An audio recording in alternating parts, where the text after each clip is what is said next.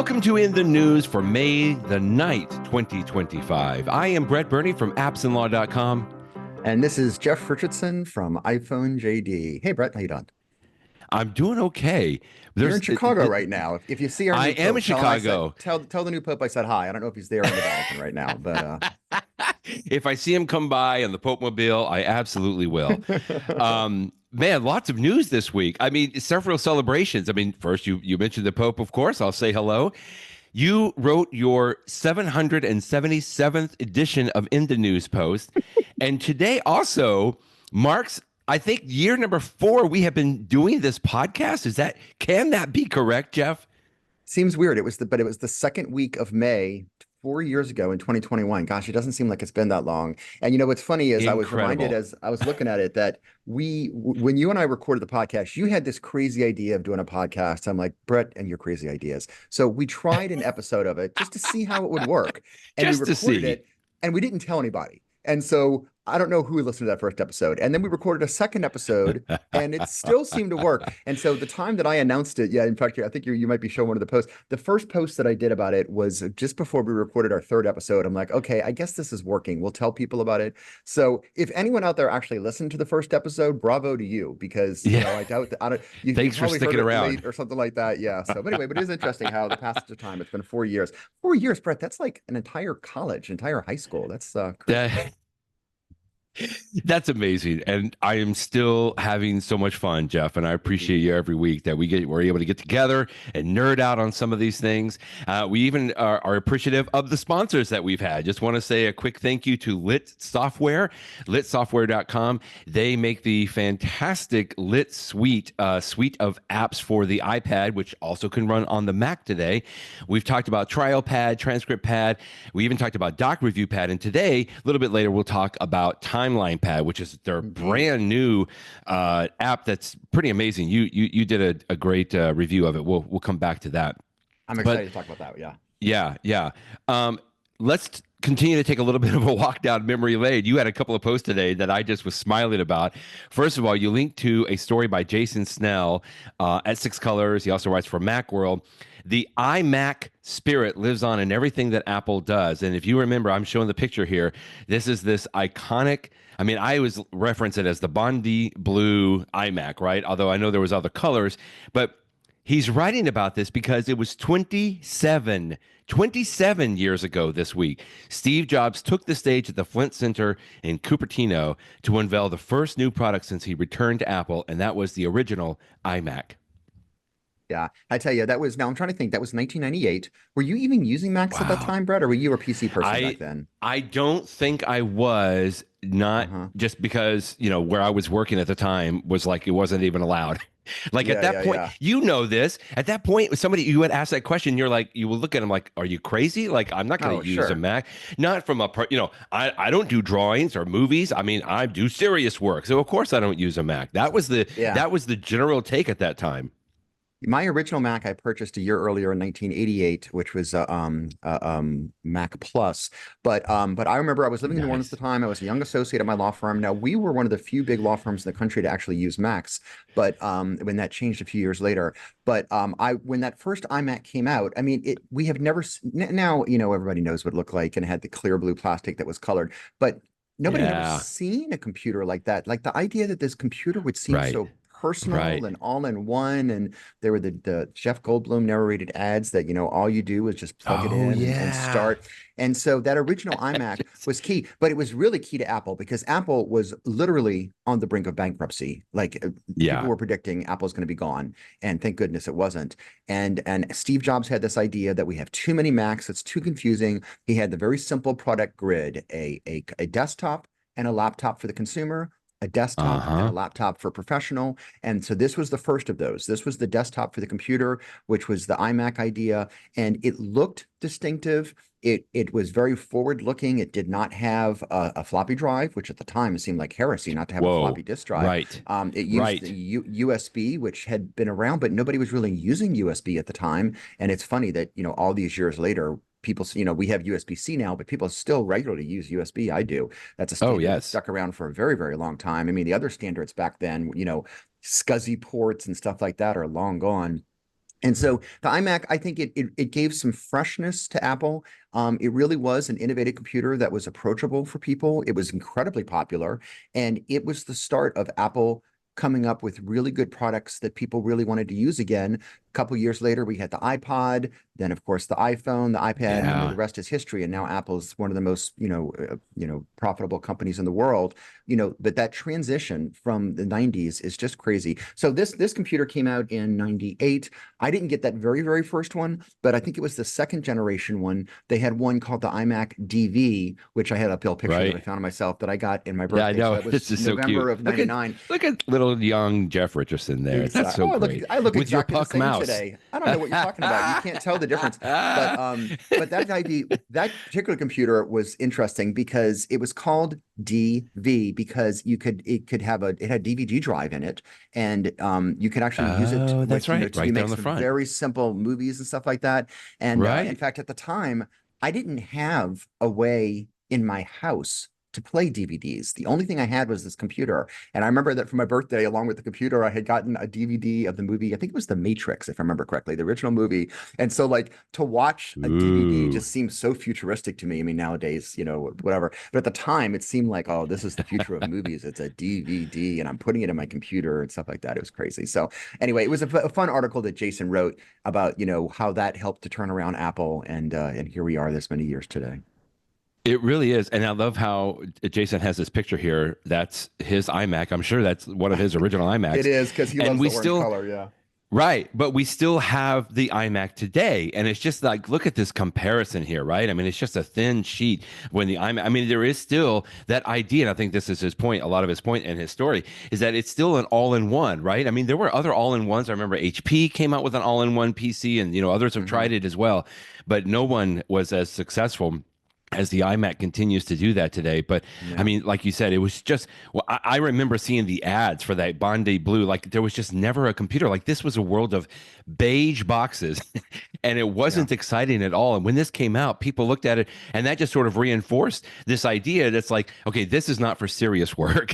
But, look at where we are today. I mean, it's just an amazing that we see iMacs everywhere in professional settings as well. Yeah. It's the name too, Brett. It's the only, That's the right. product name is That's one right. thing, but there is no other computer name or product name that's older than iMac. Because, back at Wow. the time you had things like Power Mac and, all those other sort of names that have gone, the Yep. Mac, Yep. but iBooks eventually. But, in terms of product lines, they didn't have Right. MacBooks back then. They didn't have anything else, but the iMac name lives on. And it's not just the name that lives on. I mean, today's iMac, as you point out in this picture, looks so, so different from those original ones. Right. But the spirit Right. is the same. It's Yeah. Yeah. approachable. It's all in one. It's everything you need right there. You get on the internet, you do your work. So the idea of it, even though the look is the same, I think today's iMac is just as much of an iMac as the original one. So it's interesting and long live the iMac. I hope it sticks around forever. I love the iMac. You were remembering your iMac DV. You were also remembering your very first iPad mini. Let's see, when did you review this? In 2012.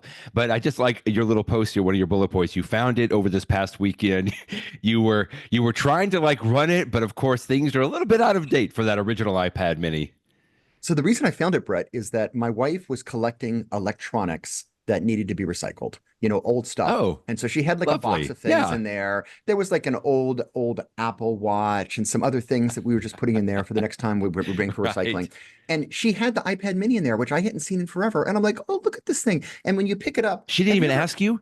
yeah, I Come know. on. Have you ever owned an iPad mini over the years, I Brett? did. I had the original. Okay, so Yeah. Yeah. so I mean, long, long, long ago, I had given it to my wife to basically just to use as an e-reader, for Kindle books and stuff. Sure, And then even exactly. she hadn't used it, but I was surprised that it still had power because she had tried to charge it to see if it still worked and did. And so when just holding the thing in my hand, it's so cute and it's so nice. And I'm like, please let me be able to do something with this. And I couldn't, Brett. Right. I forget what version of the operating system was the last one that runs, but that version, like I couldn't even get on my home Wi-Fi because Wi-Fi standards, security standards are so much that Oh, without wow. turning off all the Okay. latest WPA2 and stuff. So the only Right, way I right. could get it to the internet was to connect it to my phone as a hotspot. But even then, even then you have to go into your personal hotspot settings, and there's a switch for compatibility with older devices, which is a fancy way of saying turn off the latest and greatest security features.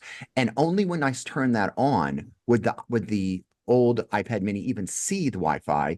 And then once I got on the Wow. Wi-Fi, I'm like, well, can I install like the Hulu app or something like that just to watch videos on it? Nope. I Something. mean, no, there's no modern apps that'll go in that. I'm like, well, maybe I could just use it to surf the web, albeit slowly. I mean, sort of, but like even things like the Apple website would not load properly on it Oh just my because goodness. web standards have changed. We don't think about it because it Right, changes right. sort of, over time. But over what is this, 2012, and it's now 2025. So what, 13 years later? Yeah. 13 years later, the internet is such that most websites couldn't even run on it. So I'm like, if I can't have apps on it, I can't surf the internet. I mean, I might be able to put some home movies on it, but maybe I am going to have to What recycle it can you do? because I can't really Right. do anything with it. So then I told my Yeah, wife, this yeah. thing's so cute. Should we buy another iPad mini? And of course, as I said that, I knew it was ridiculous Of because I have course. zero need for an iPad Yeah, mini. I mean, what am yeah. I going to? I have an iPhone, I've got an iPad, but they're cute. But they're cute. And then I saw Amazon's got them $100 off this week, so I could get the brand new iPad mini that just came out Oh my goodness. last year for only $400. But like, I don't need it, but it would be cute. Right. So I don't know. Anyway, That fun to walk that's down it. memory It's like lane.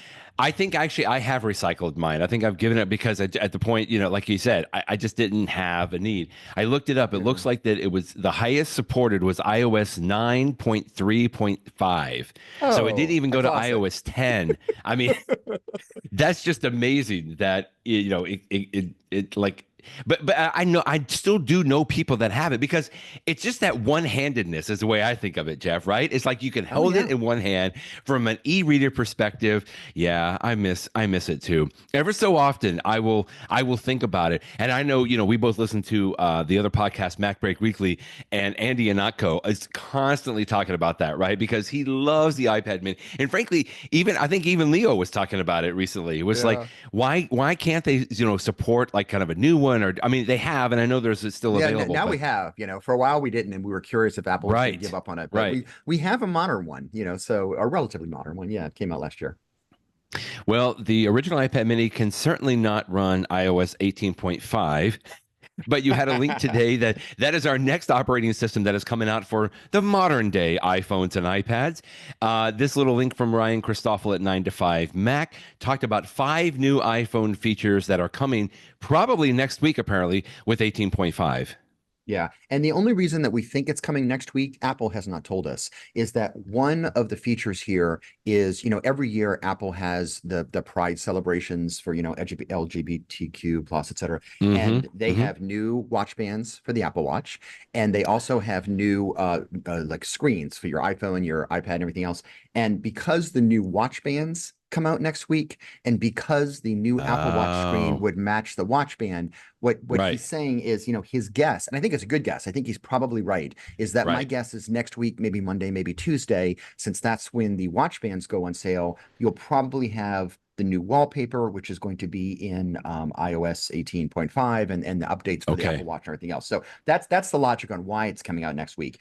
In terms of what gotcha. it has, I mean, we are so far in to the iOS 18 development cycle that anything that's really big and exciting, they're going to save for WWDC next For month. 19, So, right? Yeah. these are very, very minor. Like he's got some minor enhancements to the Mail app that you can now see, all mail and, some screen time things. But these are, I was actually surprised to see that you'll be able to use the satellite functions, which you and I just talked about, last week. Yeah, That's coming to the iPhone 13. I didn't realize it would go back. No, it's a little bit that's different. great.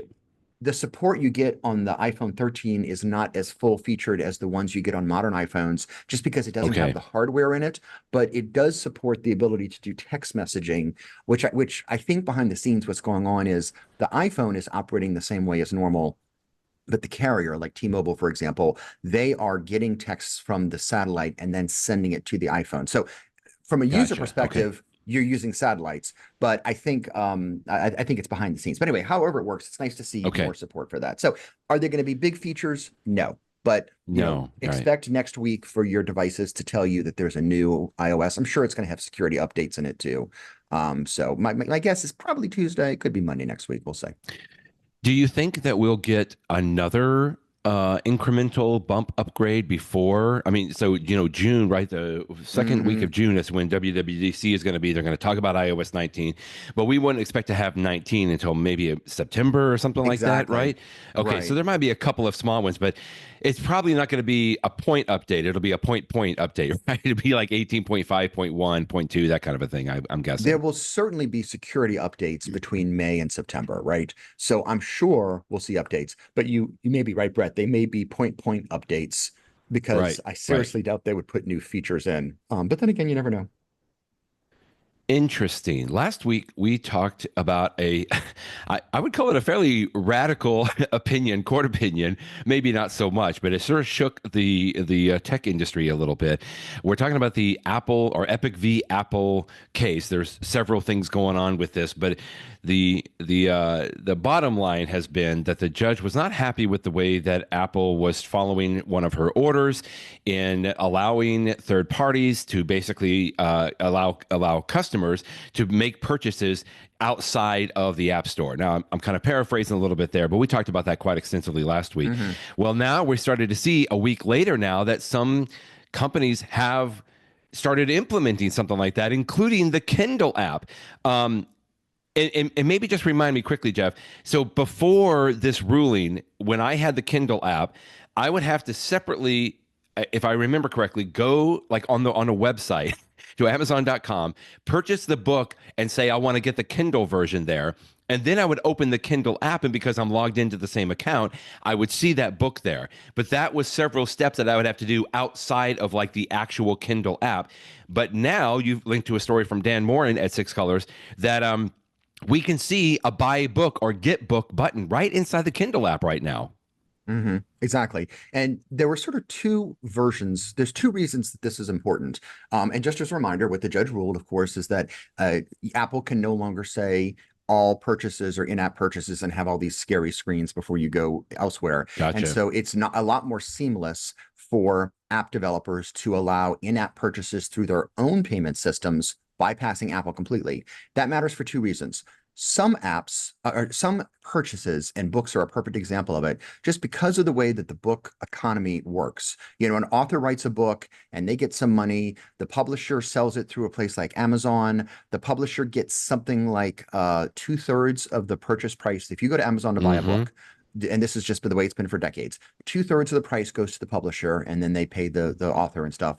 And then 1/3 of the price is kept by Amazon. But then if they were to allow in-app purchases in the Kindle app, because Apple takes 15% of every purchase for smaller customers and 30% for bigger customers like Amazon, if 30% went to Apple and 70% went to the Right. publisher, there would be nothing for Amazon. So it just financially, the two business models are incompatible. The publishing book model and Apple's I'm going to take 15% or 30% model. And so as a result, Amazon said, "Oh, we're not going to sell the books in the app. And you have to do what you described, right? You have to go separately to the website, purchase it, Right. associate it with your account, and then you can access it." So now that Amazon doesn't have to pay anything to Apple, they can now implement a sheet within the app that allows you to find and purchase books. Apple doesn't get any portion of the sale because of the judge's ruling. And then it's just like you're buying it on the Amazon website. Amazon keeps 30% for itself, Okay. 70% goes to the publisher, and Apple gets nothing. So one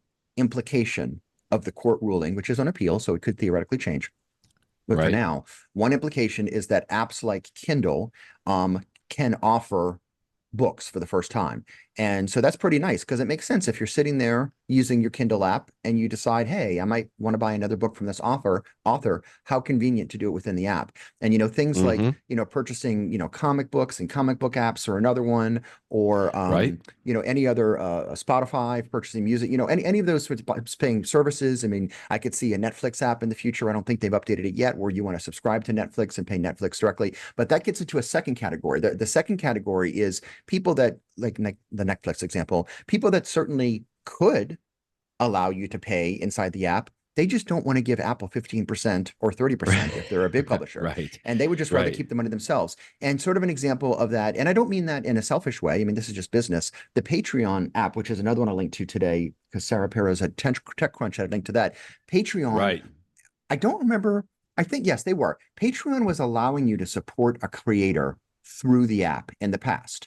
But Patreon knew that, like, if I wanted to support, an independent podcast that has a charge, I might pay, $10, a year, but a third of that or 15% of that's going to go to Apple. And so that's just Mm-hmm. less money. In this case, I don't think because Patreon, I don't know if they're a true nonprofit, but they're sort of like, they don't make a lot of profit. Most of their money Right, goes right. directly to creators. So the creator would see less money. But now Patreon has changed it. In fact, the TechCrunch article is interesting because it has the old system, which is the traditional in-app purchase, and then the new Mm-hmm. system, which I put on my phone too. And they have a screen. If you scroll down a little bit, there, yeah, a little bit Right right there. there, right at the bottom of this screen, or maybe it's the next picture that she has there. There's this tiny little thing. I'll scroll down a little bit more. There's a tiny little thing that says, you see where it says join, and Oh, a big yeah. button that says join. You click that button and you're paying through Patreon. And then tiny little print, as lawyers, we know the small print. It's tiny print in a gray font. It's a gray typeface that says, or continue with in-app payment. I mean, it's so non-obvious, but if you see it and if you click it, then you go to the old system of in-app payment and paying Apple. Now I will tell you that Interesting. sure, I want third-party developers to make money. I want content creators to create money. I Right. mean, I'm in support of that. On the same time, I, as a user, and this is Apple's argument, if Apple has a defense to their old system besides we want all the Mm-hmm. money, which perhaps is their real defense, but it is that it's easier for the users because I love it, Brett, that if I This is my subscribe to question. an Yes. app, if I Right. subscribe to an app in under the traditional system, and then 8 months later or 2 years later, I forget about it. I love subscriptions through Apple because they usually give you an email that says, hey, by Right. the way, this is going to renew. And if it's so easy to just go into the App Store, click on your name in the top right and say, cancel this subscription. And it will Right. say, okay, well, when it Right. finishes next month or next week or 6 months from now, it will not be renewed. And Mm-hmm. you don't have to like explain yourself. There's no like, are you really sure you want to cancel? My joke in my post today was it's like the cable company. You got to talk to 16 different people before they actually cancel your account. It's just simple. Right. And so I am concerned that if we get into this new world where all the in-app purchases, especially for subscriptions, are outside of the app, is it going to become harder to manage your subscriptions, harder to cancel your subscription? I mean, we don't know. I don't know, Right. but I suspect it's not going to be nearly as easy as it is right now. So I will tell you, That's if this is the new world, the last thing I'll say, Brett, is if this is our new world, I am going to think about it whenever I purchase something in-app, especially a subscription, yeah. because if I feel like I want to support there are some cases where I probably will do it, maybe if it's a company that I trust a little bit more. But then again, if there's something else, I could probably see myself looking for that tiny little print to continue with the regular To do. in-app Yeah. payment just to get it through Apple. And I guess I could argue this is maybe the best of all worlds is that I have the choice. But I mean, I know about this. Most people are not going to see that small Right. They're type gonna hit down the there, join Brett. button. Right. Right, of course. You're not going to even see it. So here's my question. I'm kind of thinking through this. I liked it when I knew that I had money in my App Store account, right? Or something along those lines, or I had a payment set up with my App Store account. And so anytime that I wanted to make a purchase, it would just go through the App Exactly. Store purchase, right? And I can go back and I can see all my purchases, not just the subscriptions to your point, which is great, but I could even just see like the different apps that I purchased. And if I needed to have an in-app purchase along those lines, all of that information was there. But now with this, if I wanted to buy a book through the Amazon Kindle, I got to have an Amazon account, right? Or I have to have a Patreon account. I have to have an Epic account. I have to have a Spotify account. And it's like, just really appreciated the fact that it was all in one place. And I think is that right? Getting to sort of Apple's argument there, Yeah. like people would just want to have something that is so simple as opposed to, I mean, I can see where this would go. And again, I'm all about supporting everyone. And I would like to maybe in some cases pay through Patreon so that I know that there's going to be more going to the actual creator or the inventor there. But then I got to keep track of multiple more accounts now than I felt like that I had to in the past. Is that right? Going along the right way? Yes. And in fact, I Okay. heard on Okay, good. The Mac Break Weekly podcast, Alex Lindsay was describing because he's Yes. actually somebody Yes. who has developed some apps and sold them. He said that he thinks for some app developers, anything that imposes friction between you Yes. Friction. spending That's money what on he your was app saying. is going to cause people not to do it. And he's like, if I go to do an in-app purchase and suddenly it's saying, now I need you to type in your credit card, people are just saying, oh, I'm not going to go through all that. And they'll just stop. Right. Whereas, as we all know, with the current system of in-app purchases, you press a button, you do your Face ID, your Touch ID, and you're done. It is so there's so little friction that people, and so I do think that app developers will need to consider the calculus of, do I want to allow, am I better off just having in-app purchases, or do I want to use this feature? And again, for smaller app developers where Apple charges, quote unquote, only 15%, if you go to your own system, you're going to have to pay for the credit card fees and everything else, which is going to be 3 or 4%. You're going to have the overhead of managing payments, keeping track of subscriptions, everything else. And, most people will do that by using a third-party service like, Stripe or somebody like that to do it. Exactly. But there's going to be a cost. And so I do think it'll probably be cheaper to go outside of the store, from just the bottom line dollar, but will the extra friction cause people to not want to do it? I don't know. Now, one way to avoid that friction, Brett, is I noticed on the Patreon example that was in that TechCrunch article, one of the buttons for join was on the payment screen. Besides entering in a credit card, the very first one was Apple Pay. And of course, that's pretty simple. Exactly. You can do Apple Pay, and we all know we've all purchased things on Apple Pay and our iPhone before. It's sort of like the in-app purchase system. Like Apple already has your credit card, and Apple only sends some of the information to the developer. There's a certain degree of privacy. They don't give your credit card number to the third party, which gives you a little random number. Security. Right. It's a random number. So if an in-app developer uses Apple Pay, maybe that's like a happy medium. It's not quite as easy as in-app purchases. I would agree with that. Yes. They keep all of this. So I don't. People are going to have to figure this out over time. Interesting. It is interesting. Let's head back to the iPad just briefly. Great little story here from Fernando Silva at 9 to 5 Mac. How you can turn your iPad into a gaming display. I mean, it doesn't have to be necessarily a gaming. I mean, just the fact that he used a free app that is called Orion, and there is an HDMI to USB-C capture card, which is really just kind of a dongle here. But I don't know that I've actually done this directly. I have played Xbox on my iPad, but I think it was through an app. It was like the Xbox app, right? So what he's talking about here is you can literally plug in your Xbox to the iPad, and the iPad basically becomes the TV on this, which I don't know how much people would need this, but it is just kind of neat to know that you can do it. Orion is a really interesting app, and I can't remember if we've discussed it before. I think maybe we have. I don't remember Orion that we have. Yeah. It just turns it only came out, like, I want to say last year, but it allows you to turn, and who does it come from? I forget. But anyway, the app itself. Lux Optics is where it's coming from. Yeah. It allows you to turn your iPad, which of course has a beautiful screen, especially on my iPad Pro. It's like beautiful screen, right? It allows you to turn your iPad into just a dumb external monitor. And so you could hook it up to things like a PlayStation or whatever else, or a Nintendo Switch or whatever. A very expensive monitor. It's not, even if an expensive monitor on the one hand, if you're going to buy it dedicated, but the flip side, it's also the cheapest monitor, Brett, because I have the iPad already. So if I have some device I want an iPad on, I've already got my iPad and I'm already taking it with me when I travel, it's a zero expense to use it as a monitor. So, but what you do need is some sort of a dongle, because for many devices, they're going to be they're going to be connecting to a monitor through HDMI. So you need a way, many people have a little adapter to have HDMI out. You and I use this all the time with Keynote whenever we give presentations, right? But it's actually, that adapter won't work. You need an adapter that works in reverse, that instead of going from USB-C out to HDMI, you need something that will take HDMI and bring it into USB-C into the iPad. And there are really expensive ones that have super high frame rate that you can spend hundreds and hundreds of dollars on, or you can just get a cheap little $20 one like he links here, this company I've never heard of, Guermac video capture card, Guermac, which he says works. He says if it's not the best latency, but it's good enough. And so so if you get something from $20 to $300, depending upon how fancy you want to get, and then hook it up with the iPad you already own, now you have an external monitor.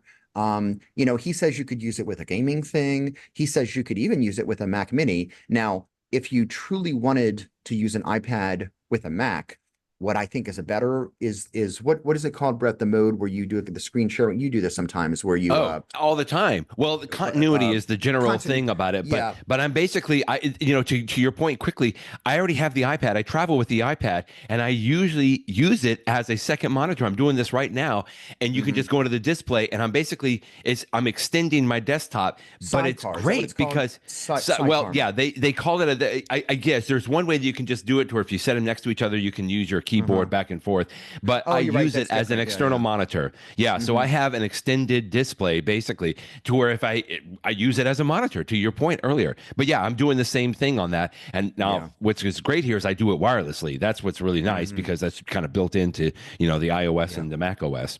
But if for some reason you had something that wasn't using that technology for whatever reason, if you had a PC, for example, you're Right. using your PC. I'm traveling. I've got my Dell PC with me. I Right. want to have a second monitor for $20. I could make my iPad. Yeah. Now that I'm saying this out loud, Brett, I might need to do this. This is an interesting Uh-oh. idea. You're So you're gonna go anyway, so shopping it's today. if this is something that appeals to you, take a look at this article because it could be pretty interesting. Yeah, there's like a little video that accompanies it. Fernando's always doing a really good job with some of the videos on there. So that's really neat.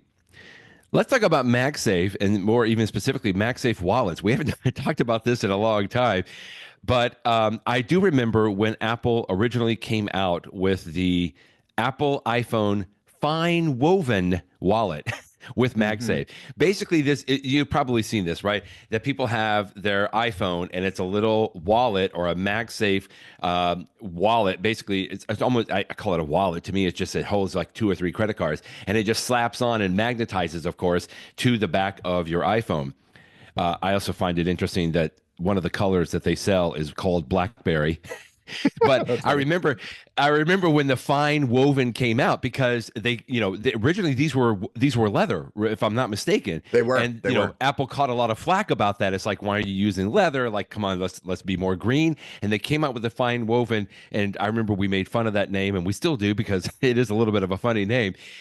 People talk. I remember people talking about how it doesn't necessarily feel the same and it's just a little weird. Yeah. I've never Yeah. had one of these. I don't ever like to have my wallet on the back of my phone. I just, for whatever reason, Jeff, I've just thought that that's just not even necessary. But you had another link to a story today where this could be kind of an interesting one. This is over at 9 to 5 Mac again. ESR's Geo wallet, which has Find My built into it as well. Now, this I could possibly think could maybe be an option here. I kind of like the way this looks and works. Like you, Brett, I've never owned one of these. And as you said, they've been around for a long time through the Apple version, the original leather one.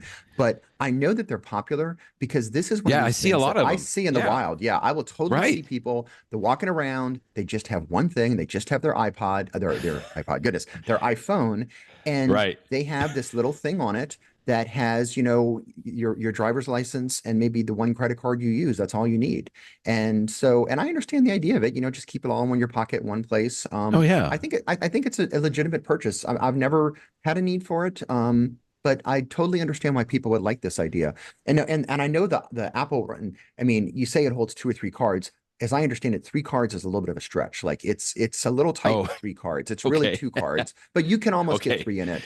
And the Apple one, the newest version of it, not the original one, but the newest version says that it supports Find My, and that is true, but all it Oh, really is okay.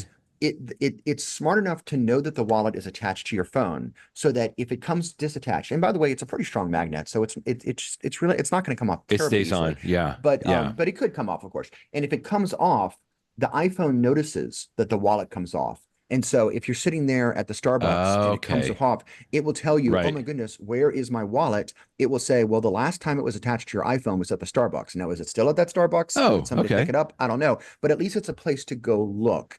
So what this particular product from ESR does, it has a battery in it, which means you need to charge your wallet from time to time, which is a funny thing to say. I need to charge my That wallet. is. But if you do charge it from time to time, it has a battery in it, and so it actually has true Find My support, like an AirTag would. And so therefore, if it comes off at Starbucks and somebody picks it up and brings it across the street to their hotel, you'll know, where's my wallet? Oh, well, it's now over in the hotel, or wherever it is. So, Right. you could find it a little bit more. So, it might have some extra advantages. Plus, I think it holds one additional card too. Plus, it's only $30 as opposed to the Apple ones, which are like 60 or something like that. Yeah. Yeah. So, 60, 59. yeah. Yeah. So, Interesting. if this is something that you're in the market for, you might want to consider this, and I'm sure there's other brands too, but this was the newest, this was the review that Bradley Chambers wrote this week. So it's an interesting product idea. I felt like in all of the top with talk about Apple Intelligence, it was inevitable that many people were going to start comparing what Siri can do to other platforms like ChatGPT and Perplexity Hmm. and Claude. And sure enough, that is what we are starting to see. This is again Fernando Silva coming up with a comparison, comparing. I'm going to call it Silly Sally to Perplexity and to Chat GPT, and he's got a little video that goes along with it. And actually, I heard that same MacBreak Weekly. There was I forget his name. I know him as the bearded tutor. Beard.fm, but he was doing a lot of the same thing. He was doing it, some of the he did it his own video. Perplexity AI just made the Siri Apple promised last year. In other words, this is getting better. And I think where this is going, you can go a little bit deeper in this, is that while Siri theoretically is going to have direct access to the apps on your phone and can understand some of that interaction, your email, well, third-party systems may not, like Perplexity and ChatGPT. You may or may not want to give access to your email and to your documents, that kind of a thing. But it's getting closer. I feel like that gap, what these two videos are talking about, is that gap is getting a little bit narrower so that you can compose something. You can talk to something like Perplexity or Chat GPT, and it can compose an email. And it's just like we've got one more step that somehow Apple's going to have to resolve this. And of course, all eyes are going to be on them in June at WWDC to see what can happen. But it's just really interesting to see some of these comparison videos come out too. We talked last week about this Perplexity AI assistant because it can do so Mm-hmm. much. I mean, not everything, but unlike the Chat GPT app, which has been out for a while, and which works really well for asking questions, Perplexity Right. can interact with your system in some ways, like creating an email or launching the music app for music and stuff like that. And so it sort of does some additional things that ChatGPT doesn't do. And then, of course, Siri, in theory, has access to your entire system. It's just that Apple hasn't done a great job of doing all that yet. Maybe next month in WWDC, we'll start to see more of this.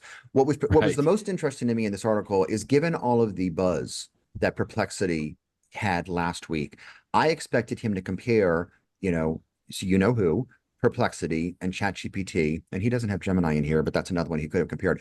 I expected the Right. author to say, you know what, Perplexity is totally in the lead. My big surprise of this article, Brett, was the last paragraph where he says the final verdict. He says they each of them is better for different reasons. Siri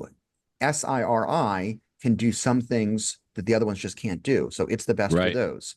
On the other Right. hand, Perplexity can do some things much, much better. And then when it comes to, fact-based questions, Chat GPT is really the best of all of them right now. And so that's just sort of interesting that I guess they still all have their strengths. And of course, this field is changing so rapidly, Brett. I mean, So every week, rapidly. every Yeah. month, one of them is going to be better. WWDC, you have to assume that Apple is going to show some really new features, some cool new features of AI, which of course won't be available until this fall. But so it was in that's what struck to me as the most, is that right now, if you want to use one of these AI assistants, think about what you're using it for, and depending upon that, you might want to make one of them your primary one, or one of them that you use for most things, but for other tasks you use this other one. Interesting. Well, Apple is already trying to convince people still that Apple Intelligence is good. You at the bottom of your post today, you had, it's like a 6-minute video, right, from Apple that kind of cutely shows some of the tasks that you can accomplish with Apple Intelligence. I feel like we've talked about all of these that I was watching the video. It's like we've talked about them all before, and most people kind of already know that some of that's in there. But I like the way that they kind of twisted it around a little bit. It was a helpful video, I think, for anybody just to go through and remind yourself that these are the things that Apple Intelligence can do. I feel like it's better than so much of the bad press that they've gotten so far. Exactly the same, Brett. You know, Apple Intelligence gets a lot of flack because it doesn't Right. do as much as some of the other ones as we just discussed. And even the things that it does do, part of me feels like, you know, ho hum. Um, and so, although when I watched this video, there wasn't a single feature that they showed that I did not already know about, and I've tried most of them. Right. But Apple did such a nice job in this video. It's a really well-produced video of It is. showing it Yeah. like real use cases and how they're actually useful, that I have to admit, when I finished watching this, I was like, you know what? These things are a little bit more useful than I was thinking, and I may start to use them more. So I would encourage you, if you know, not all phones can use Apple Intelligence, but if you have one of the newer phones or iPads that can use Apple Intelligence, I think it's worth spending, you know, the 5 or 6 minutes to watch this video, because once you see the features really, you know, explained incredibly well as to here's what this person's trying to do, here's how they're doing it, it'll really make you think, huh, okay, well, I guess there is some real value there. And it's stuff Yeah. that we couldn't do Agreed. before AI. So thank good. I'm glad that Apple's doing some stuff. I expect this all, you know, years from now, we're going to look back on this and laugh that this was such the baby That's right. steps, early versions of AI, but that's what we have today. So Coming up, we have a tear-jerker segment of talking about the Vision Pro. We'll have a Where You At segment, and we'll also talk about some of the upcoming shows and movies. Some of these I didn't even know about that were coming up with Apple TV Plus. I'm happy that you linked to it. But first, let's just take a moment quickly to talk about our sponsor, Lit Software. This is a company that's been around pretty much as long as the iPad has been around. Jeff and I met the developers of Lit Software in 2010, a few months after we talked about the iPad coming out at a couple of the conferences that we were attending at the time. And it was one of the first companies to put out a legal specific type of an app for the iPad. And at the time, that first app was Trial Pad for trial presentation. They have since now added to this suite of apps that they have Transcript Pad. We talked about that for transcripts, Doc Review Pad for reviewing documents to do production. And I'm so happy that we finally have the fourth app. But there's actually a couple more apps in there, but this is the fourth main app in the suite, TimelinePad. Because Jeff, both you and I remember we've talked with Ian, the developer, for several years. Like they've talked about coming out with this TimelinePad, and I know it's been hard because there's so much, you know, that changes with the different iOSs, and we both know that if an app's going to come from Lit Software, it's going to be very good. Like it's going to be almost to the point where it's going to be so polished that it's like, okay, well, I'm glad that you waited because it was worth waiting for that. And Timeline Pad is that app. This is a timeline, visual timeline app, which is so great because there was a dearth of apps that it was not even possible. There was one called BDocs, I think, that did like a 3D timeline, and we liked it, but it was kind of limited to what it can do. But this app is amazing. And in fact, I remember, I'm going to bring up your review here. You did this not too long ago, the Timeline Pad app on iPhone JD, and just even made me more excited about the app. Timeline Pad from litsoftware.com. yeah, first of all, thank you to Lit Software for sponsoring us for 4 weeks in a row, because it lets us talk about the four main apps. And you know, Exactly. everybody knows that all the apps are wonderful. My favorite one's Transcript Pad. However, I feel like in some ways we've saved the best for last, because I'm so excited about this app because it's just new and Yeah. it's fresh. Creating timelines is something that lawyers do all the time. We do it in trial, and this is what, if you are a lawyer, you know, and if you're not a lawyer, you've seen it before, you know, on, you know, CSI, Right. whatever, where, you know, somebody has the timeline that this and then this, because it's such a great way to explain the chain of events to a jury, to a fact finder. But even if you're not in trial, even if you're in a mediation, even if you're just in your war room, figuring out with you and your team Yes. when, you know, how, what are the events of things. Timelines are so important, and we've all been there before, where, you know, you have like a big whiteboard and you're writing things with a marker, and then you got to erase and move things around. It makes so much sense to do this electronically, but, and there have been, like you said, there have been tools to do this, but the Lit Software, which is like, they are the kings of like using your iPad as a litigator, and they know how to Right. do this stuff. They know about issue codes, all this stuff. To take all of that special sauce and put it into a timeline app, I mean, this is it. This is so, so cool. And so I did the full review. If you want all the details, read my review of how you can use it. Right. But, you know, you put all of the events into the app. And let me just say, because I've been using the app a little bit more than since when I wrote this review in early April, late March. I published it in early April. I wrote it in late March. You can add events through the app, and that totally works fine. It works as you would expect it. You put the title of the event, the date, if you have a time. Most of the time I don't have times, it's just dates. You can add colors and stuff like that. But they also have this really helpful feature that within the app, you can press a button and you can create a Microsoft Excel spreadsheet that's already got columns in it that's completely blank. And that's totally nice because you can put this on your computer, and then you may already have the key dates in your case, like in a spreadsheet or in some sort of a comma delimited field or whatever it is, or even just creating it from scratch. I find it super fast to just use the keyboard on your computer and Microsoft Excel to just enter, date, event, tag, just stick all the stuff in there. And then once it's in the spreadsheet, you just import that into TimelinePad, and now you've done all the typing. And so now the dates are in there, and you can just add things like pictures and colors, whatever you want to do. And now you've got all of your key events in the case with all of the dates. And then once they're there, you can see them as you're seeing in the picture right here. If you click one of those, Brett, I think they'll become a little bit bigger, so it's a little easier to see. There you go. You can see all of the events, things that happen the same day, things that happen on different days. You can control at the very bottom of the screen. It shows like what portion of the timeline you're looking at, and you can expand that. You can make it bigger or smaller if you want to focus in on 1 month, if you want to go out and see the big picture for 1 year or multiple years.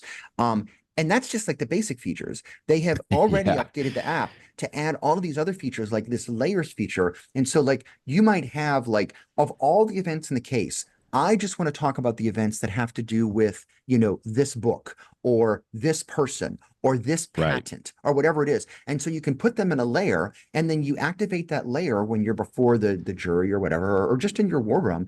And then you can just see the events associated with that, whatever you put in the layer. And so you can just focus on them. So it's just such a powerful way to get perspective for yourself, for telling a story to others. Again, I feel like I'm selling the idea of a timeline. We all know what timelines are. It's just that this, such a powerful idea of a timeline with the ease of Lit Software's ability to just make things work so well on the iPad. And then if you're like in a courtroom, just like you could use, of course, we all know that TrialPad and stuff like that works so incredibly well with a courtroom. You just did a presentation on that at Tech Show last month, Brett. I did. And so, TimelinePad works the same way. It is made for presentations. And so you can have it so that the jury is just seeing the output, but then much like TrialPad on your device, you can see like the column on the side that, you can key up what's going to happen next, what layer I'm going to trigger. So they don't see all the behind the scenes stuff. They just see the output. And it just worked really well. So, to take the like I say, the special sauce that Lit Software has for all of their apps, and to provide it to another app that is so useful for lawyers, for TimelinePad, I just think that this is fantastic. Lit Software was always such a great value because of TrialPad and TranscriptPad and DocReviewPad, but to make this part of the suite as well, it's like, I can see people getting it just for this. And then you also get all of the other apps too.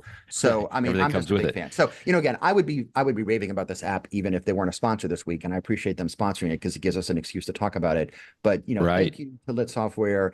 Great app. If you haven't checked it out yet, it's worth doing. Lit Software's, if you don't own their suite, you can get the free 7 days for free or something, so you can try it out and get on it.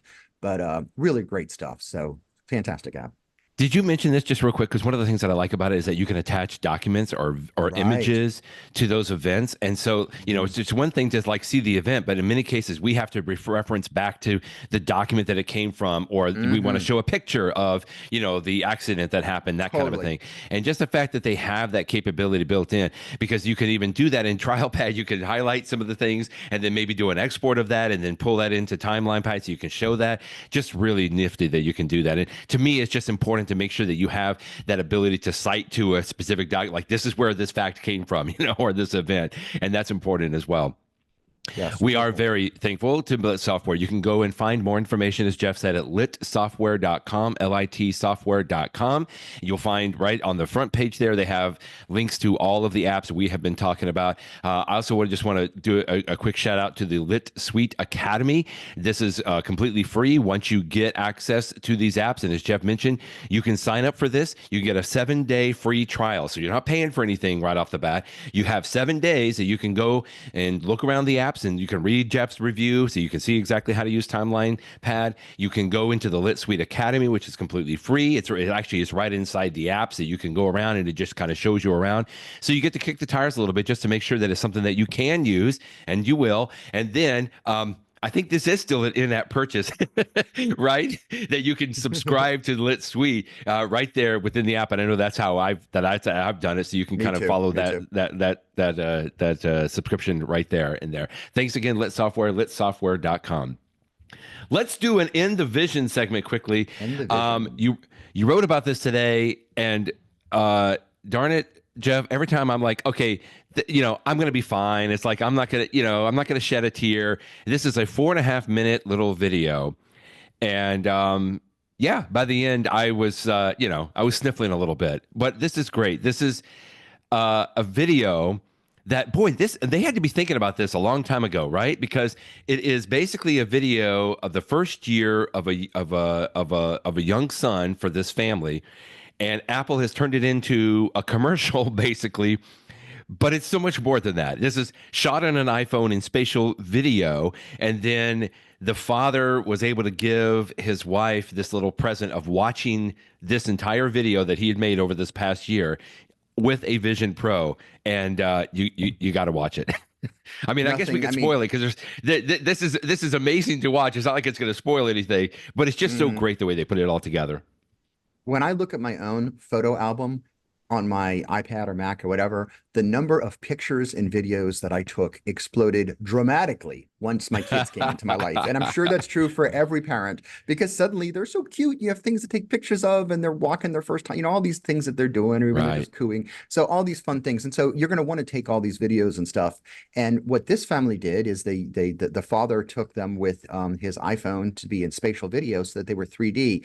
When I saw this video, my first thought was, oh, this is just tugging on the heartstrings. It's so wonderful. Right. And then I'm like, wait a minute, are these actors? Because like, how are they talking to the camera and stuff like that? And it wasn't until I found this article in Adweek by Brittany Kiefer, where she talked with I think it was the Chad Day, whatever whatever their initials are, that agency that works with Apple on all their videos. Oh, so yeah. They had decided, TBWA, thank you, TBWA Media Arts. They decided last spring, when the Apple Vision Pro first came out, somebody with their marketing firm said, okay, we're going to find a family that has a brand new baby, and I have no idea what their connection was.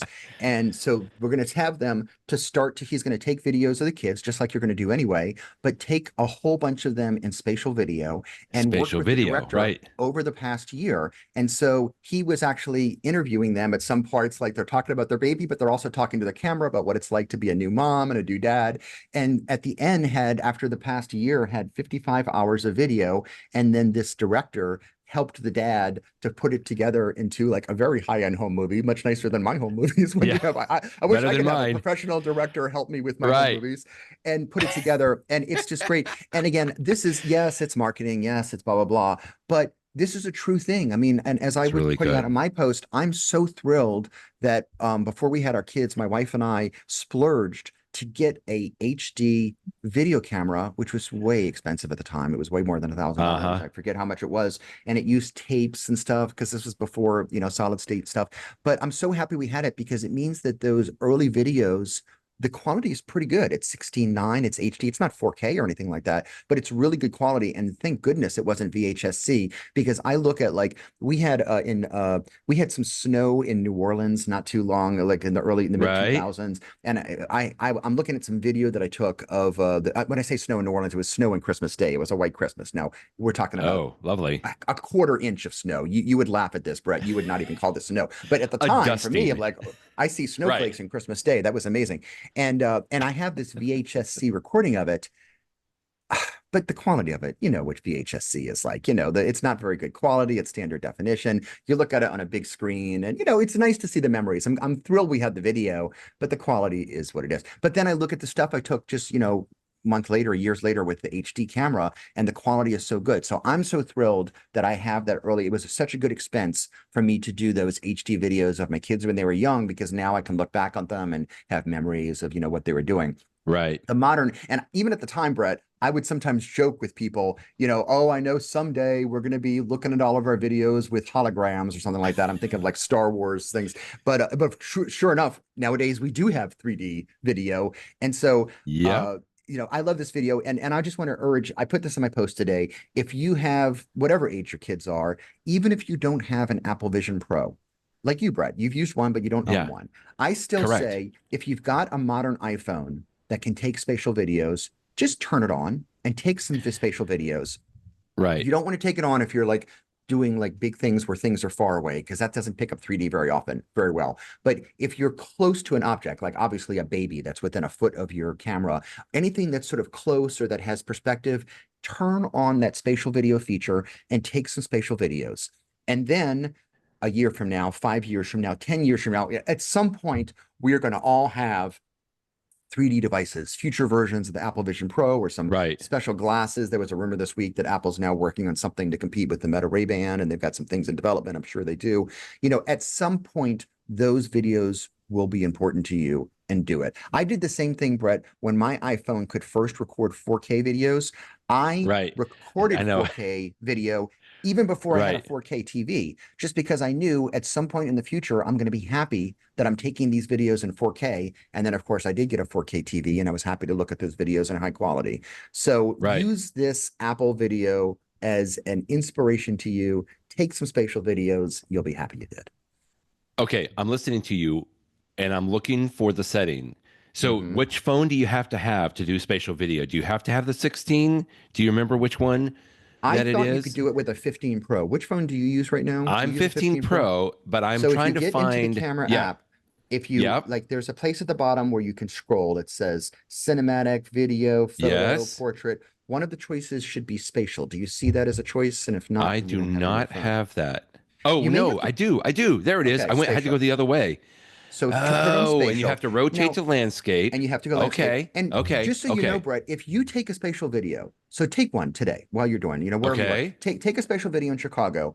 You can look at that spatial video on your iPhone, on your Mac, on everything. You'll just see it in 2D. Apple It'll will just be 2D. store, Okay. it's just like if you take a video with HDR and you're looking at it on something that doesn't support HDR or 4K, you can Okay. still watch All the right. video. It's going to take up a lot more space because it's got twice as much data because it's left eye and right eye. So Right. just take some spatial videos, and then you'll appreciate them. Another example of that is I've talked in the past about how with the Apple Vision Pro, panorama pictures are so amazing Right. because like you're in the Yes, they panorama are. and you're They looking around. are. And I'm so happy now that I took panorama photos, 20 years ago, because they mean so Right. much more to me today. And it's the same as true with spatial video. So no, I realize you have to have one of the newer iPhones to take spatial video.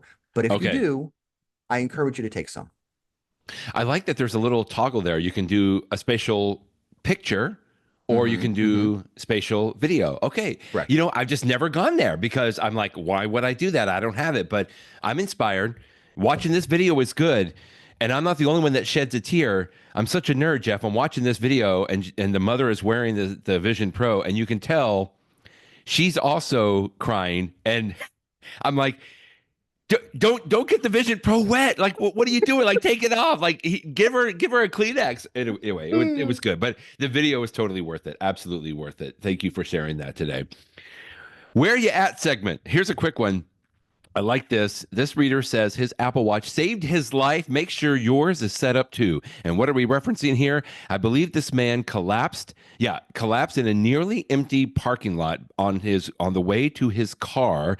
And so let's see, what was it that he had turned on here? Just the idea that Ju- like it had the fall detection. Is that Just the right? fall detection. That's all it Okay. was. He Okay. just had fall Okay. detection turned on, which I Wow. think is turned on by default.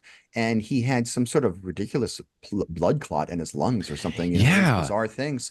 And so he's just walking to his car after work one day and he collapses and blacks out. And thank goodness Oh my his goodness. phone called 911. I think it also called his wife because, you can set up to call an emergency contact.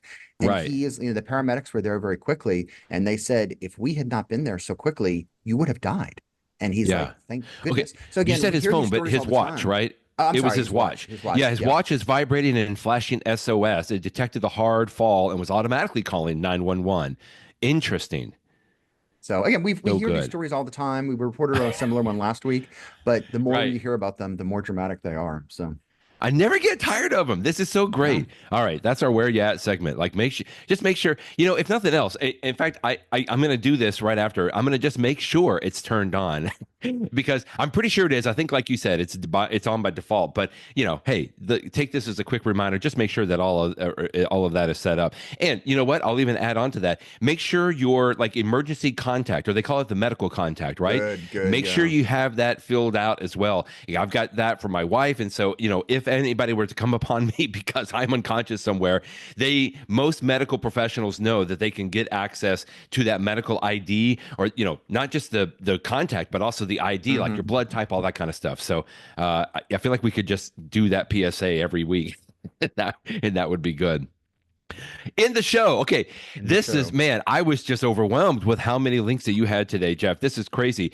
But you started off by saying a couple of shows from Apple TV Plus have now been approved for a fifth season. Is that right? Yeah. Which is a little bit unheard of. I mean, first of all, because I don't know if Apple TV Plus has even been around that long. I think they have. But just the fact that they are now getting to the point where they're approving things for a fifth season, and the fact that, of course, that these shows are so good that they're getting approved for a fifth season. Yeah, and there's so many things listed here, today. Just to quickly, so the first comedy to have a fifth season on Apple TV Plus is Trying. Have you watched Trying, Brett? I have not, but I Oh, feel it's like so that's one of the good. things I know. When I saw you talk It's about it worth it. today, and I'm like, okay, I've got another one on the list that I got to sit down with the You and wife your this wife weekend. should watch it. It's really the couple. These actors are fantastic. They're just so they're cute and they're great. And it talks about their story of adoption. And since I'm adopted parents too, a lot of it particularly touched me. But it's just a great Yeah, story. Anyone can nice. appreciate it. And then of course in future Okay, okay. seasons, spoiler alert, they do eventually adopt some kids. And then future seasons is I stories hope of so. parenthood with young kids, which many of us have been through. And it's just so, it's a Yeah. great show. It's funny. It's great. I'm so excited they're coming back for a fifth season. So that's their first comedy with the fifth season. For dramas with the fifth season, we already knew that For All Mankind has one, and Slow Horses, where Yeah. they record two seasons at a time. They are currently Woohoo. recording seasons 5 and season 6. I think that one of them may even come out this summer, I forget. But so that's a great show. But there's all many other renewals that are in here too. What The Studio was one of them, which I'm watching right now. Yeah. Such a good show. I think they have two. I just watched this week's episode, which is a really funny one, by the way. They're all funny. And I think that they have 2 more weeks after this week that are coming out. What else is in Good. here? Well, Foundation's going to come out Foundation, in I don't know July. that I Yeah. don't know if Foundation should be approved for another season. I mean, you know what? I'm committed to it. I've watched every episode, but there's some that are leaving me scratching my head, and I'm like, really? Like, are we gonna? I feel confused sometimes with the whole storyline, but that's part of the book and the story, of course. But It it is. looks fantastic, and I will watch every episode when it comes out. But it's not the Yeah. most favorite of a lot of people I know. I heard, our friend David Sparks was talking this week about how he's so exciting. The reason it's in the news this week is they announced that the third season comes out on July 11th. That's the new news, is about Right, the release right. date. They've already got the third And season ready to go. and Yeah, David Sparks loved the books, Foundation, which I think are Isaac Asimov. And although that's right. the TV show makes a lot of changes from the books, it's like the ideas of the books are in there. I have never read the books, but Right. I do enjoy it. But I tend to enjoy most sci-fi, so I do like Foundation, and I'm excited for it to be coming back.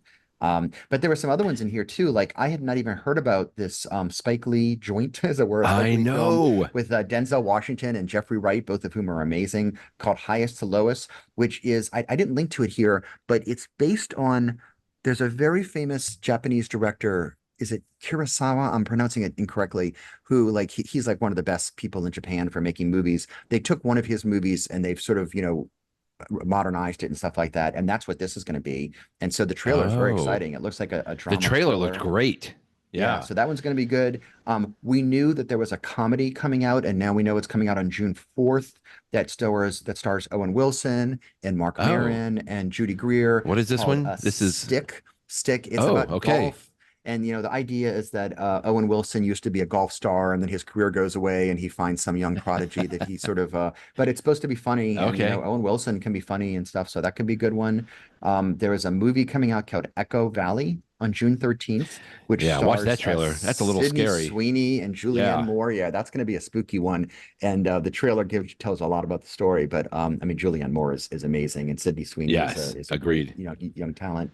And then what was the oh, and then the last one that I linked today was interesting that the LA Times, which is right there in Hollywood.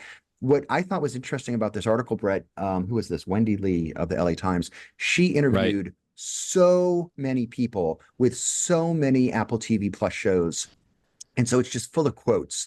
And, there's all sorts of little interesting tidbits in here. Like when Apple TV Plus first came out, however many years ago that was, there were people that were like, oh, it's an Apple product. They don't allow, for example, they don't allow pornographic apps in the App Store. And so they're going to be very Right. limited on what you can show on Apple TV Plus. That is totally not true. Apple lets you show anything on Apple TV Plus.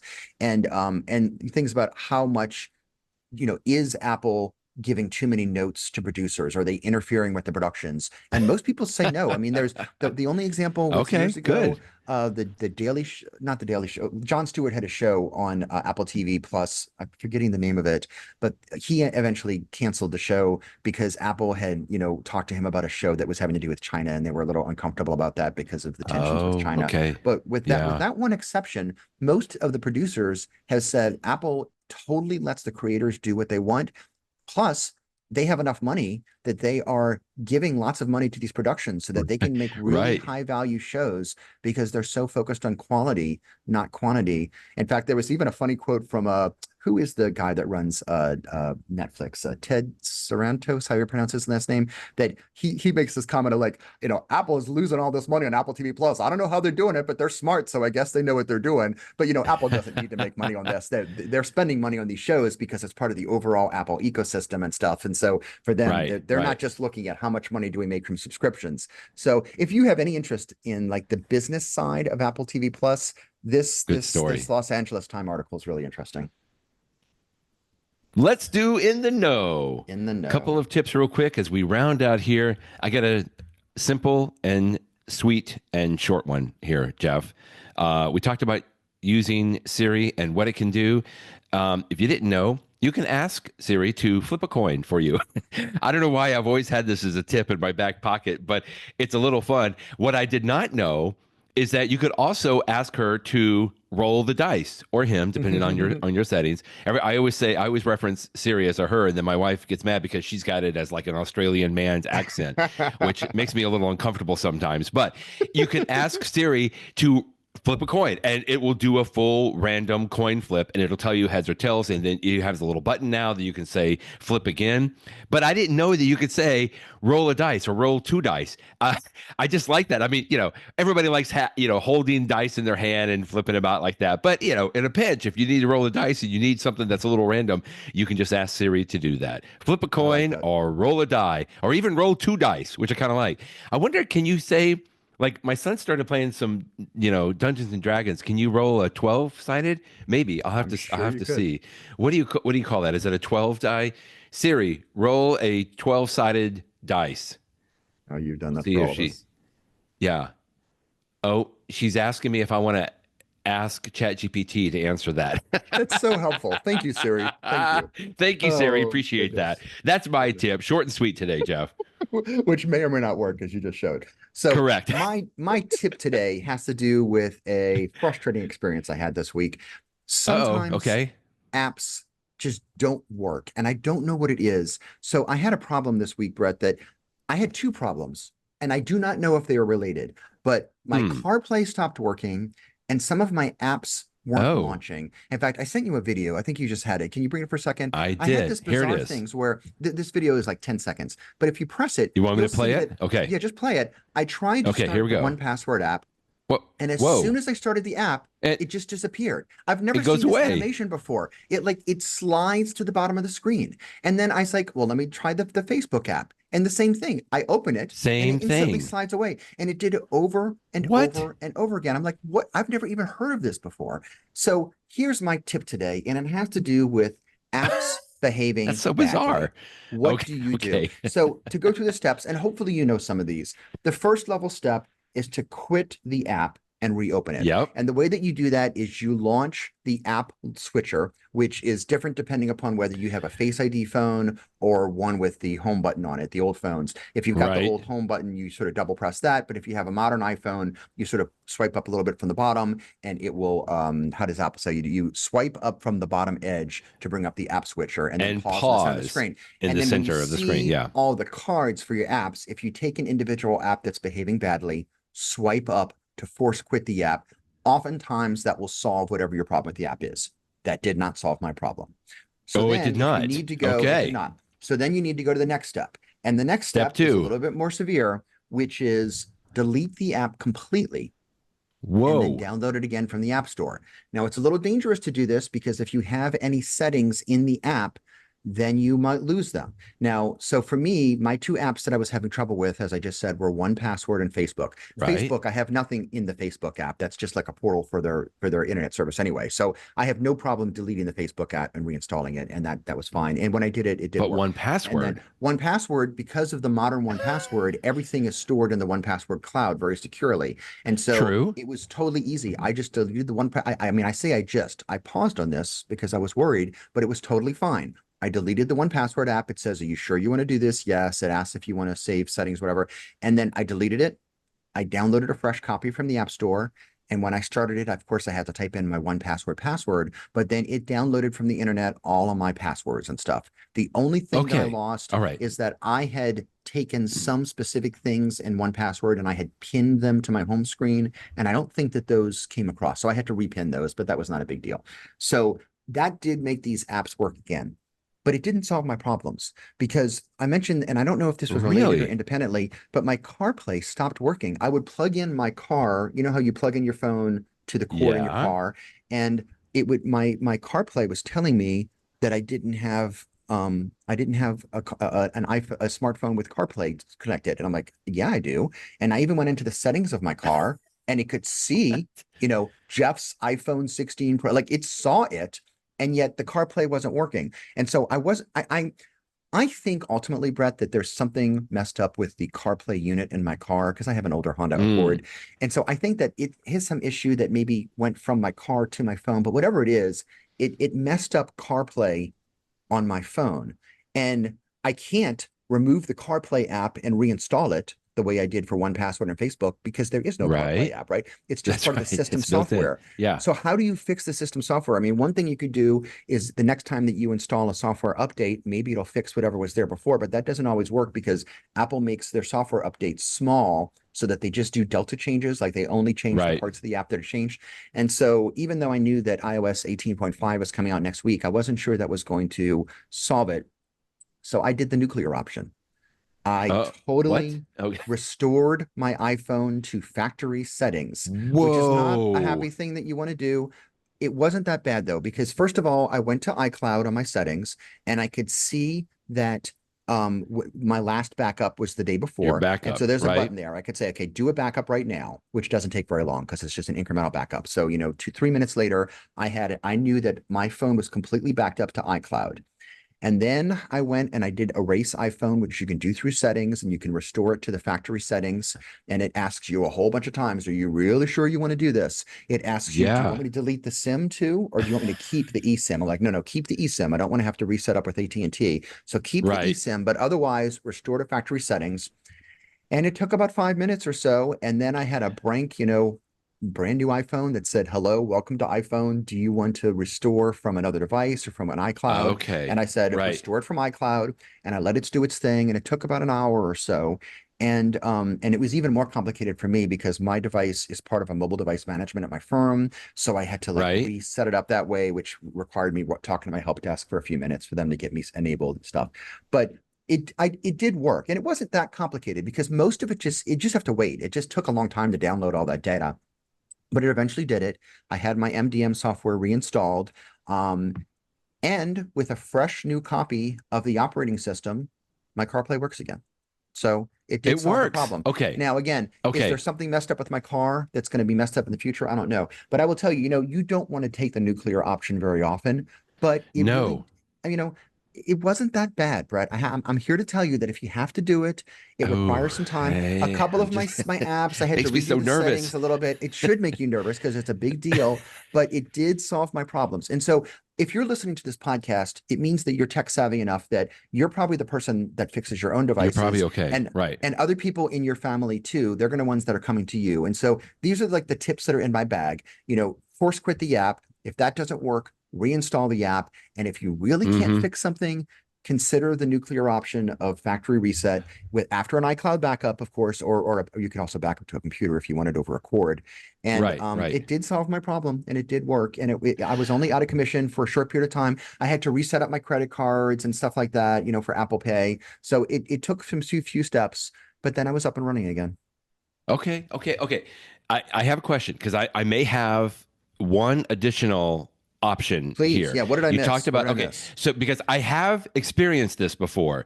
Oh, Uh, okay. when you, it's very rare, right? I've tried to open an app and it will close down almost immediately. Now, the first thing I think you just quickly referenced this. One of the first things I always do right off the bat is I go and see if there's an update for that app in the App Store. You Sure. referenced that a little bit, I right? tried that Because too. Yeah.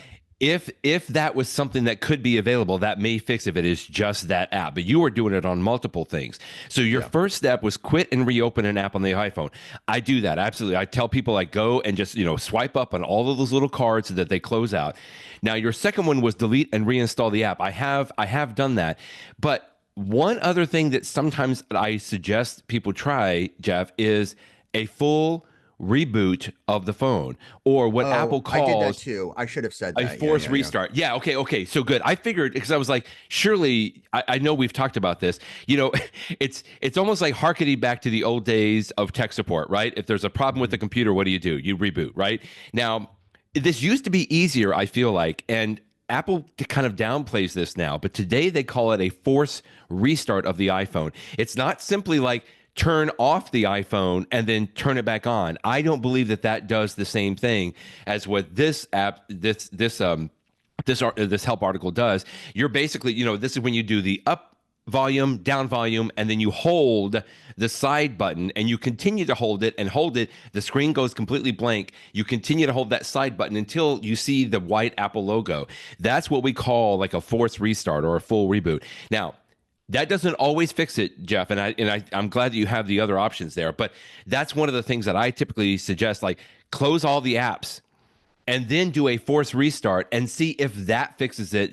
I guess that would be like step 1.5, right, before you go on to Yeah. even deleting the apps or doing the nuclear option on there. But it sounds like you Good tried doing that suggestion. too. I actually did not know. I tried restarting my phone. It did not occur to me to do a force restart. The only time that I've ever done a Yeah, force restart yeah, is when my iPhone is dead to the world, which happens so infrequently. Like that's right. it's not Yep, responsive. yeah, If it's not responsive and you can't even do a regular restart, you can always do this force restart. And every time I that's do right. it, That's I have right. to look online to see how to do it because I always forget what it is. The volume up, volume down, and hold the button on the side. I That know. sounds Me simple when you too. say it out loud, but I always forget those magic steps.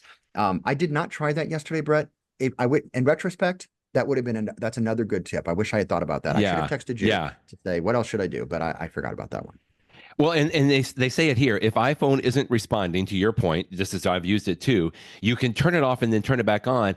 Or, like I said, this is forcing it to restart. And again, and to your point, you have to look up these buttons, and you have to do it in pretty quick succession. Because when I'm when I'm talking to people over the phone, Jeff, I'm like, okay, you're going to do up volume, down volume, and you're going to hold the side button. And of course, inevitably, yeah, people like don't push it or they don't hold it long enough, and so it'll offer to turn off, and they think that's what I'm saying. Like, oh, well, I can turn it off now. I'm like, no, no, no, no, no. You don't want to turn off the phone and turn it back on. This is a little bit of a deeper dive into what they call a forced restart. So anyway, okay. I'm glad that I knew we've talked about this before, but this is one of those options there, along with the other two or three that you were talking about there, that I always suggest to folks. Like before you do that nuclear option, this would be one more step you could do is a force restart, not off and on, a force restart, because I find sometimes, Jeff, that will fix it inevitably. Yeah, good tip. Yeah. Whew. Okay, that's a lot today. Thanks for staying with us, everybody. Congratulations again, Jeff, on Post in the News 777. The 777th edition Lucky 77. of this Seven. in the news podcast. The podcast is 4 years old. The iMac is 27 years old. And we also thank Lit Software for being our sponsor today, litsoftware.com. We talked about TimelinePad today, but you can go to litsoftware.com and find out about TrialPad, TranscriptPad, Doc Review Pad, and TimelinePad. Or just feel free to drop me and Jeff an email. We're always happy to talk about these apps, as you can imagine. I'll make sure, Jeff, your TimelinePad review link is in the show notes today as well. Thanks again to Lit Software. Thanks again, Jeff, and we will talk with you next week. Thanks, Brett. Bye-bye, everybody.